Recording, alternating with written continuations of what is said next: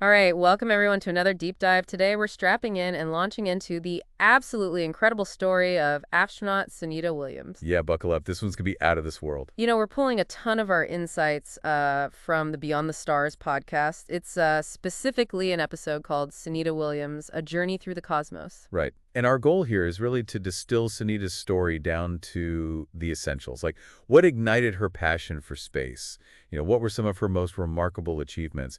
And ultimately, how has her work influenced, the broader field of space exploration? Exactly. So think of this deep dive as like a cheat sheet. Yeah, you're fast track to understanding this amazing woman's impact on the world. So let's start at the very beginning. Sunita Williams, she was born on September 19th, 1965 in Euclid, Ohio. Okay. And it's fascinating to think about, her parents. They came from two very different backgrounds. Her dad's from India and her mom's from Slovenia. Ah, so you've got these two very distinct cultures coming together. Interesting. Right. You have to wonder how that mix of, cultural perspectives might have shaped her worldview early on. Yeah, that's a really good point. Growing up immersed in different cultures and, ways of thinking, it definitely could have sparked a kind of like innate curiosity, a sense of possibility, and that, comfort with diversity, all those traits. Pretty valuable, for an astronaut working on the ISS with like an international crew, right? Yeah, for sure. But here's the thing. Initially, Sunita wasn't even drawn to space. She was super into swimming, even considered making marine biology her career. Really, so how did she go from like the depths of the ocean to the vastness of space? What flipped the script, What happened? That's what's so fascinating about her story, right? But the source material, it points to this growing fascination with the skies that she developed. I think it speaks to that universal human urge to explore what's beyond our immediate surroundings, right? That pull towards the unknown. It's just, for some, it manifests in exploring like the ocean depths. For Sunita, it was all about looking up. Exactly. It's like that inherent drive to push the boundaries of what we know. And you can see that evolving interest reflected in her academic path. She studied physical science at the U.S. Naval Academy, and then she went on to get a master's in engineering management from the Florida Institute of Technology. Pretty strategic choices, wouldn't you say? Especially for someone with like aspirations for space travel. Right. But it was her time in the Navy that was absolutely pivotal. I mean, she became a Navy test pilot. That's not a career for the faint of heart. No, not at all. Talk about a high-pressure gig. It requires like insane flying skills, nerves of steel, and this ability to like think on your feet in really intense situations. You're constantly pushing the limits of aircraft, analyzing performance, making split-second decisions. All those skills, they're like directly transferable to, the complexities of spaceflight. It's crazy to even imagine, right? Like going from piloting jets to, wrapping your head around orbital mechanics. Right. There's this great moment in the source material where she's talking about this transition, and she's saying something like, it wasn't just about going higher or faster. It was about pushing the boundaries of human knowledge and capability. Space represents the ultimate frontier. And, she really felt called to be part of that. Yeah, I get that. It's that urge to explore, to discover, to push the limits of what's possible. But we also have to, like, acknowledge the context, right? The fact that she was a woman in a field that, was and still is largely dominated by men.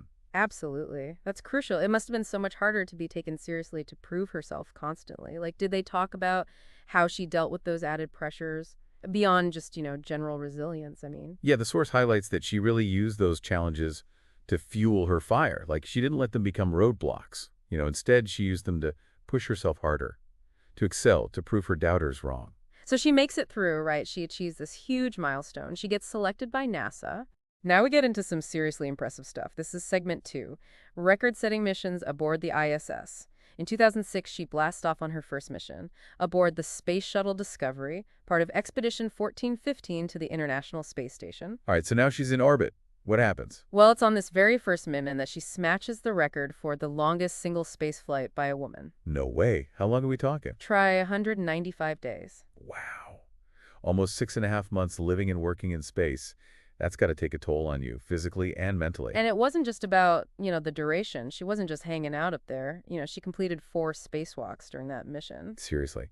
That's wild. Those EVAs, extravehicular activities, they're like incredibly demanding. The spacesuit, the communication systems, the specialized tools, all in the vacuum of space. It's mind-blowing. Right.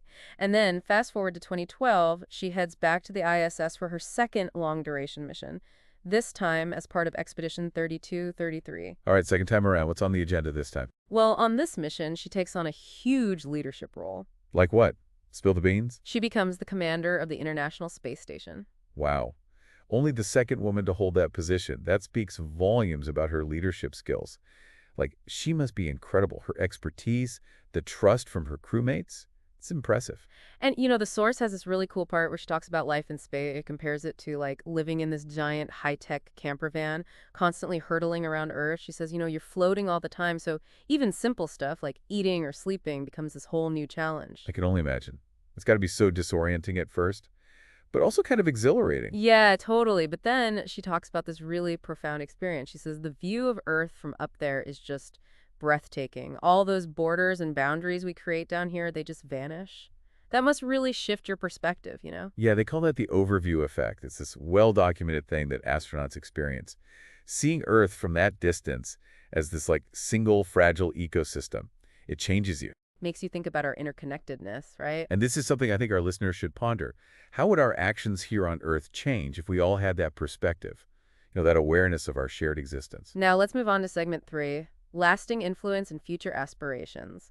It's clear that Sunita Williams' legacy goes way beyond just, breaking records. Oh, for sure. The source really emphasizes her impact as a role model, especially for young girls and women who are interested in STEM. Absolutely. Having someone like Sunita, a woman, achieving these incredible things in space, it's a powerful message. It's like, hey, these fields, they're open to everyone. Gender doesn't matter. It's about passion, dedication, hard work. Exactly. And she's not just inspiring future astronauts, right? She's paving the way for all the engineers, the scientists, everyone who supports space exploration. It's a huge deal. Yeah, totally. She's showing what's possible if you set your mind to it. And guess what?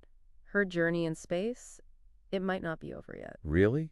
Tell me more. She's currently training for future missions, including NASA's Artemis program. This is the one that's aiming to put humans back on the moon, and eventually, even Mars. No way. So she could be walking the moon someday? It's a real possibility. Just imagine that. Adding another historic achievement to her already incredible list. That would be amazing. Just think of the experience she'd bring to the Artemis program. All those years in space, leading the ISS, it'd be invaluable. Okay, ready for some fun facts? Yeah, hit me. This one's pretty wild. Sunita ran the Boston Marathon while orbiting Earth. Wait, what?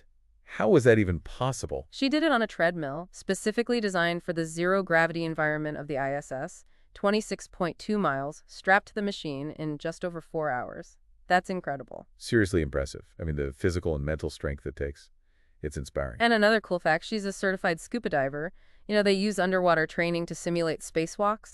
Oh, yeah. It's a great way for astronauts to get a feel for working in, like, a weightless environment, practice procedures, get used to the suits. It makes sense. Ready for a stellar detail. Always. Sunita has a star named after her in the Cygnus constellation. Oh, wow. That's so fitting. A permanent tribute to her contributions to space exploration. Like her own little piece of the cosmos. And last but not least, she's a big fan of yoga. She even practices it on the ISS to stay, physically and mentally fit in that challenging environment. Makes sense. Yoga's great for, like, flexibility, strength, manages stress.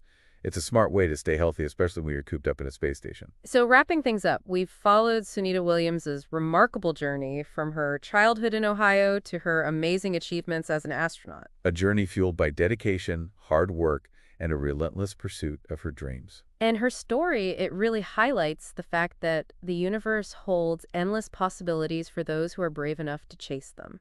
So next time you look at the night sky, remember Sunita Williams and all those who are pushing the boundaries of what's possible out there. Yeah. And as we close this deep dive, it makes you wonder, what new insights await us in future space missions? How will those discoveries change our understanding of ourselves and our place in the universe? And how might those perspectives change the way we live and act here on Earth? It's definitely something to think about. It really is food for thought. And on that note, thanks for joining us for another deep dive. Until next time, keep looking up.